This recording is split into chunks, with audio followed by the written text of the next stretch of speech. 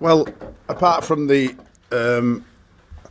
shock of Senegal versus Ivory Coast, which we had two very important players away in that horrific situation.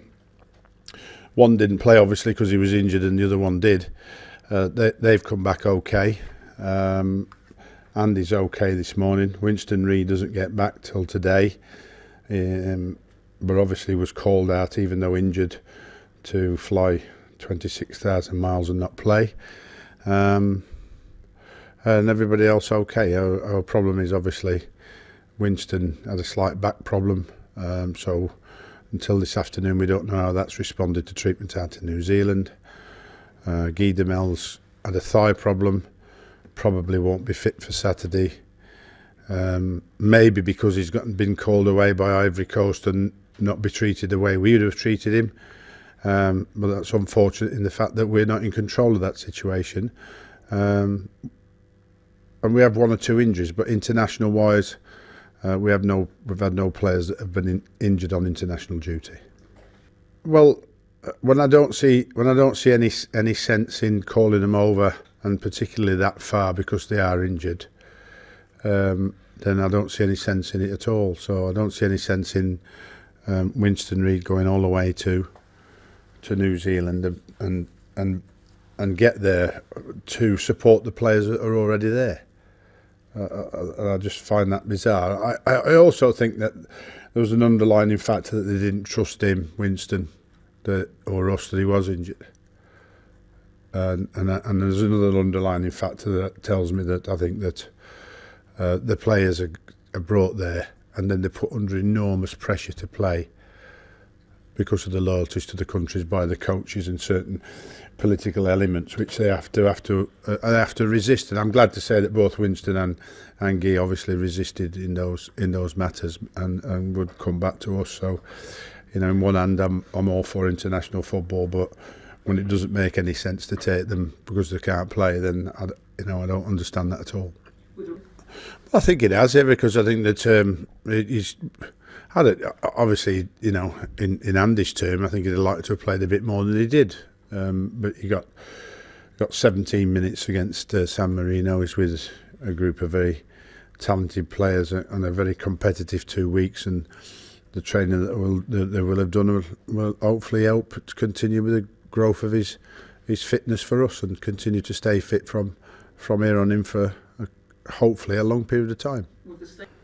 Well, I'm not here to criticise Roy on his decision-making process. I'd have liked Andy to play because he's my player. I think that's as far as I'll go. But Roy's obviously, in his term, is in that position. He sees fit who to play and who to make the substitute. So I don't have any problem with that.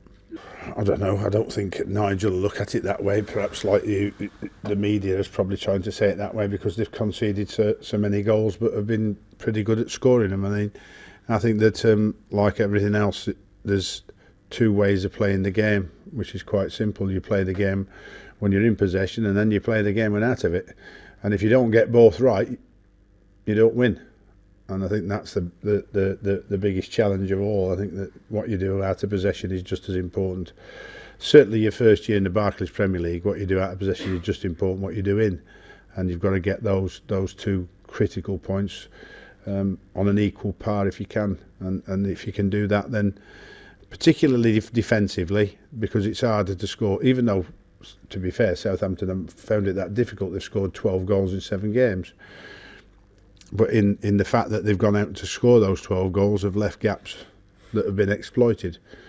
And we suffered the same problem against Arsenal 2 weeks ago, because when we got better in possession in the game, in the second half particularly, they hit us on the break and smashed us a couple of times, and they ended up winning 3-1. Whereas, you know, in the balance as it was looking, with only 10 minutes to go at 1-1, we might have got something out of it, and then all of a sudden, I mean, we don't get any of that. That's the bottom line to it. So while it's talked about an awful lot, that from our point of view, we all know where we stand, because we all every year at some times of the year, which has just come out, and and at the start of the season, we all have the cards.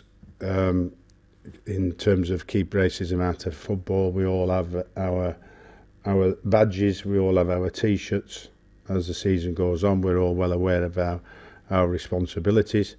From within football, I don't see any. There's obviously been a couple of incidents of exchange of words on the field that have been brought into the public eye. And it means that we've got a massive problem with it again, but I haven't seen it. So from my point of view, in terms of discrimination, I don't see any in football internally, and I haven't seen any for many years at Bolton, Newcastle, Blackburn or West Ham United. So I think that if I have to say anything, this country is certainly one of the best in the world. We'll never be perfect, but we are one of the best in the world at trying to get it right.